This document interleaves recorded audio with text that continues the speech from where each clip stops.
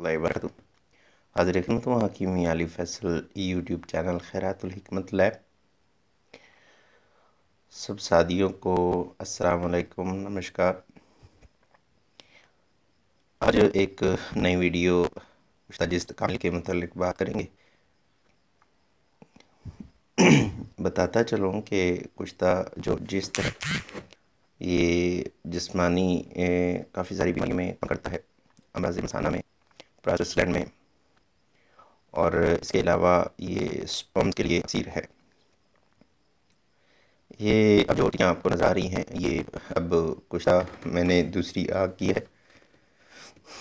तरीक़ाकार कुछ इस तरीके से है कि आप जिस तरह मसाला ले लें, आधा पाव ले के उसको साफ़ कर लें।